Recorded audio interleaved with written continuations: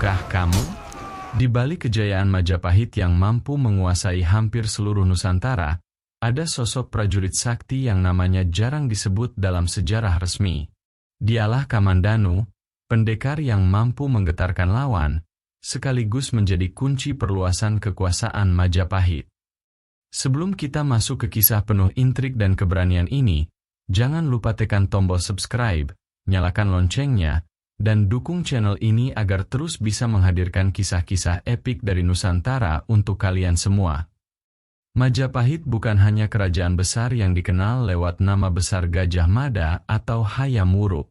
Ada sosok-sosok prajurit tangguh yang menjadi pondasi kekuatan militer mereka. Salah satunya adalah Kamandanu, prajurit sakti yang bukan hanya ahli perang, tapi juga dikenal memiliki ilmu kanuragan yang jarang tertandingi. Mari kita ikuti kisah perjalanan Kamandanu dalam 5 bab berikut.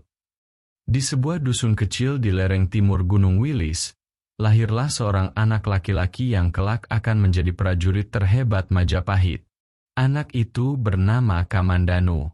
Ia lahir dari keluarga sederhana, ayahnya seorang petani yang kuat, ibunya perempuan desa yang penuh kasih sayang.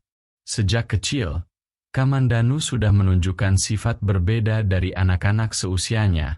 Jika anak lain lebih suka bermain, Kamandanu justru senang menyendiri, memperhatikan alam, mengamati gerakan burung, dan menirukan cara hewan bertarung. Ia memiliki rasa ingin tahu yang besar dan ketangguhan fisik yang jarang dimiliki anak kecil. Suatu hari, ketika usianya baru menginjak remaja, ia bertemu seorang pertapa tua di tengah hutan. Pertapa itu dikenal masyarakat sekitar sebagai orang sakti, hidup menyepi, dan dihormati karena kebijaksanaannya. Pertapa tersebut melihat ada cahaya berbeda dalam diri Kamandanu. "Nak, aku melihat dalam dirimu api yang besar. Api ini bisa menerangi dunia, tapi juga bisa membakarnya habis. Apakah engkau siap belajar untuk mengendalikannya?" Kamandanu mengangguk tanpa ragu. Sejak saat itu, ia menjadi murid sang pertapa. Hari-harinya berubah. Ia tak hanya belajar olah kanuragan, cara menguasai tenaga dalam, cara bergerak secepat angin, dan teknik senjata yang mematikan. Sang guru juga mengajarkan filsafat hidup, bahwa kesaktian tanpa kebijaksanaan akan membawa bencana. Bahwa seorang pendekar sejati bukanlah mereka yang menaklukkan musuh, melainkan yang bisa mengalahkan dirinya sendiri. Bertahun-tahun Kamandanu ditempa di hutan sunyi. Ia belajar bertarung melawan bayangan, melatih tubuhnya menghadapi rasa lapar, dingin, dan kesepian. Dari situ ia tumbuh menjadi sosok muda yang tidak hanya sakti, tetapi juga bijaksana. Pada usia dewasa, sang guru menghadiahkan sebuah keris pusaka, ditempa dari logam pilihan yang konon berasal dari serpihan meteor.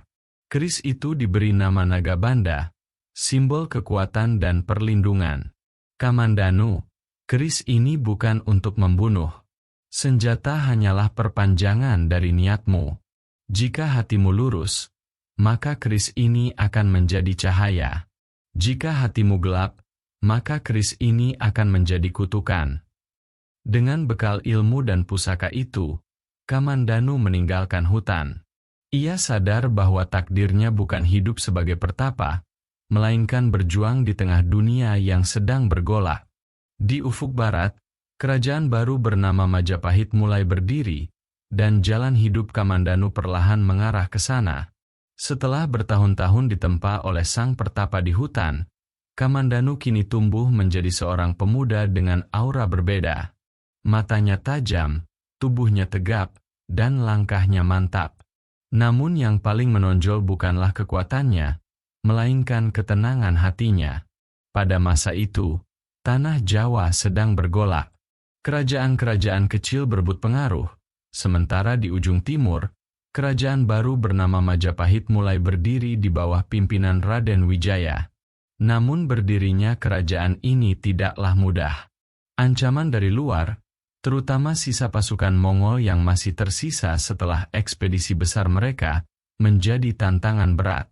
Kamandanu yang baru meninggalkan hutan, berjalan menuju wilayah Majapahit.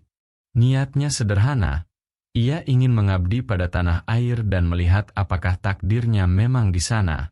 Di gerbang kota Majapahit, ia melihat sekelompok prajurit tengah berlatih. Langkahnya terhenti ketika salah seorang perwira menantangnya. "Hei pemuda, dari mana asalmu? Kau membawa keris pusaka, apakah kau seorang pendekar?" Kamandanu hanya tersenyum tenang. "Aku hanya seorang yang ingin mengabdi kepada Majapahit." Perwira itu tertawa meremehkan. "Kalau begitu buktikan. Hadapi 10 prajuritku. Jika kau menang, kau boleh ikut serta." Tanpa rasa angkuh, Kamandanu maju. Pertarungan pun terjadi. Dalam sekejap, tubuhnya bergerak lincah bagaikan bayangan. 10 prajurit itu satu persatu tumbang, bukan karena luka parah, melainkan karena dibuat tak berdaya dengan jurus-jurus menakjubkan. Sang perwira terperangah. Ia segera melaporkan pemuda itu kepada Raden Wijaya. Ketika bertemu, Raden Wijaya menatap Kamandanu lekat-lekat. "Aku melihat dalam dirimu bukan hanya kekuatan, tapi juga kebijaksanaan. Maukan engkau mengabdi pada Majapahit, bukan sebagai penguasa, tapi sebagai pelindung negeri?" Dengan penuh hormat, Kamandanu menjawab, "Baginda, jiwa dan ragaku hanyalah untuk negeri ini." Sejak saat itu, Kamandanu resmi menjadi bagian dari prajurit Majapahit. Awalnya ia hanya ditugaskan sebagai penjaga perbatasan, namun tak lama kemudian keberanian dan kesaktiannya teruji dalam pertempuran besar melawan sisa-sisa pasukan Mongol. Dalam peperangan itu, Kamandanu berdiri di garis depan. Dengan keris Nagabanda di tangannya, ia mampu menumbangkan puluhan lawan. Gerakannya cepat, pukulannya menghancurkan, dan sorot matanya membuat musuh gentar. Kemenangan itu bukan hanya mengukuhkan Majapahit, tetapi juga membuat nama Kamandanu mulai terdengar di kalangan prajurit dan rakyat. Ia dijuluki Bayangan Majapahit, karena selalu muncul di medan perang pada saat genting, lalu menghilang begitu kemenangan diraih. Dan itulah awal perjalanan Kamandanu, dari seorang anak desa yang ditempa di hutan, menjadi prajurit kebanggaan Majapahit. Tahun-tahun berlalu, Majapahit kian kuat, terutama setelah kepemimpinan berpindah kepada Raja Hayam Wuruk. Namun bukan hanya raja yang menentukan arah sejarah, ada pula seorang Mahapatih bernama Gajah Mada, yang mengucapkan sumpah legendaris, Sumpah Palapa. Dalam sumpah itu, Gajah Mada bertekad tidak akan menikmati kenikmatan dunia sebelum seluruh Nusantara berada di bawah panji Majapahit. Sumpah ini membuat banyak orang meragukan, bahkan mencibir. Mana mungkin seluruh pulau bisa ditaklukkan? Demikian bisik para bangsawan. Namun, di antara orang-orang yang mendengar sumpah itu, ada satu sosok yang justru menganggapnya sebagai panggilan takdir, Kamandanu. Kamandanu berdiri di hadapan Gajah Mada dan berkata dengan penuh keyakinan, "Patih Agung, bila sumpahmu adalah untuk menyatukan tanah air, maka izinkan aku menjadi pedangmu. Biarlah aku yang menebas rintangan, agar cita-cita Majapahit tercapai." Gajah Mada menatap Kamandanu lekat-lekat. Ia tahu, di balik kerendahan hati pemuda ini, tersimpan kekuatan luar biasa. Maka dimulailah babak baru. Kamandanu memimpin pasukan elit Majapahit yang khusus ditugaskan menaklukkan kerajaan-kerajaan yang membangkang. Setiap pertempuran menjadi saksi keberanian Kamandanu. Di tanah Bali, ia memimpin serangan kilat yang membuat lawan menyerah tanpa perlawanan berarti. Di Palembang, pasukan lawan yang jumlahnya jauh lebih besar justru tercerai-berai karena tak sanggup menghadapi jurus-jurus Kamandanu yang mematikan. Bahkan di Maluku, di mana Majapahit harus berperang di tanah asing, nama Kamandanu tetap membuat musuh gentar sebelum perang dimulai. Rakyat menyebutnya tangan kanan Palapa. Sebab kemanapun Gajah Mada mengarahkan sumpahnya, di sanalah Kamandanu berada sebagai ujung tombak. Namun meski melegenda, Kamandanu tidak pernah tinggi hati. Seusai perang, ia selalu duduk bersama prajurit biasa, makan seadanya, dan membantu merawat mereka yang terluka. Baginya, kejayaan bukan milik satu orang, melainkan milik seluruh rakyat Majapahit. Perjalanan ini membuat Sumpah Palapa bukan hanya sekadar janji seorang Mahapatih, tetapi benar-benar menjadi kenyataan. Dan di balik kejayaan itu, ada bayangan seorang prajurit sakti, Kamandanu, yang tak kenal lelah mengorbankan tenaga dan nyawanya. Keberhasilan Majapahit menaklukkan pulau demi pulau tidak hanya bergantung pada kekuatan darat. Nusantara adalah lautan luas yang memisahkan kerajaan-kerajaan, dan siapapun yang ingin menguasainya harus menguasai samudra. Disinilah peran Kamandanu kembali diuji. Pertempuran laut. Ketika Majapahit mengirim ekspedisi ke Sumatera, mereka harus menghadapi kerajaan maritim yang kuat, dengan armada perahu perang yang jumlahnya jauh lebih banyak. Banyak yang khawatir, sebab Majapahit selama ini lebih unggul di darat.